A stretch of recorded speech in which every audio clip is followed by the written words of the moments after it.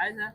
నమస్కారం అండి. సార్ ప్రకాష్ రాజ్ గారు మొన్న కొన్ని వ్యాఖ్యలు చేశారు. నా ఓటర్ కార్డు తొలగించాలని చెప్పి. హ్మ్. తర్వాత ఎలక్షన్ కమిషన్ వచ్చి లేదు తొలగించలేదు, ఆయన ఓటర్ ఐడి ఉందని చెప్పారు. హ్మ్. మళ్ళీ ఈరోజు వీడియో పెట్టి ఎలక్షన్ కమిషన్ అబద్ధం చెప్తుందని చెప్తున్నాడు ఆయన.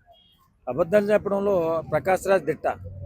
వాస్తవంగా మనిషిగా పుట్టినందుకు, భారతదేశంలో పుట్టినందుకు ఫస్ట్ దేశాన్ని గౌరవించలేని మనిషే కాదంటారు ఎవరైనా కానీ. ఎందుకంటే మన దేశంలో పుట్టినందుకు మన దేశాన్ని గౌరవించాలి, దేశ సాంప్రదాయాల్ని గౌరవించాలి, దేశ మతాల్ని గౌరవించాలి, దేశంలో ఉంటున్న మనుషుల్ని గౌరవించాలి. ఈ 4 చేతగాని సన్నాసి ఎవడన్నా ఉన్నాడంటే వాడే ప్రకాష్ రాజ్. నిజంగా బుద్ధి జ్ఞానం ఉందా?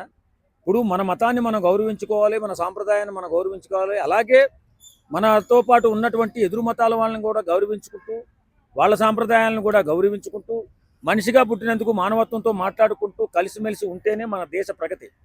మన దేశ ప్రగతిని విచ్ఛిన్నం చేస్తున్నటువంటి శక్తులతో చేతులు కలిపి మన దేశాన్ని అస్థిరతపరచాలని, మన దేశాన్ని నాశనం చేయాలని, మన దేశానికి చెడ్డ పేరు తేవాలని ఎన్నో విధాలుగా కుయ్యెత్తులు పనుతూ ముందుకెళ్తున్న ఎవడైనా ఉన్నాడంటే వాడే ప్రకాష్ రాజ్.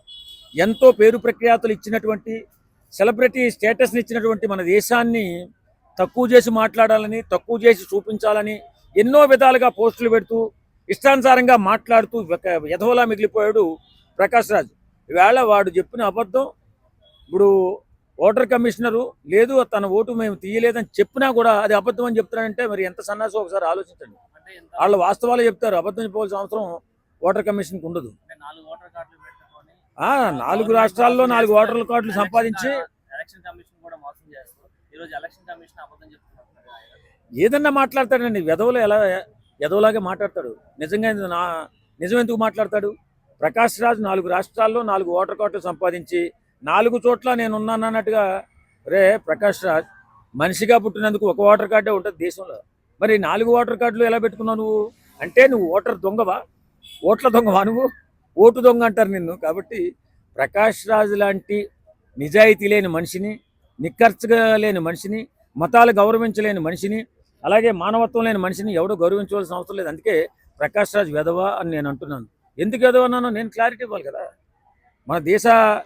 మన దేశాన్ని తక్కువ చేసి మాట్లాడుతూ, మన ధర్మాన్ని తక్కువ చేసి మాట్లాడుతూ, సనాతన సాంప్రదాయాన్ని తక్కువ చేసి మాట్లాడుతూ, దేవుళ్ళను దేవతలను తక్కువ చేసి మాట్లాడుతూ నీచమైనటువంటి విషపురుగులా మారిపోయాడు మన దేశంలో ప్రకాష్ రాజ్. కాబట్టి అలాంటి వెధవానికి మనం గౌరవించవలసిన అవసరం లేదు. వాడు చెప్పిన మాటను మనం వినాల్సిన అవసరం లేదు.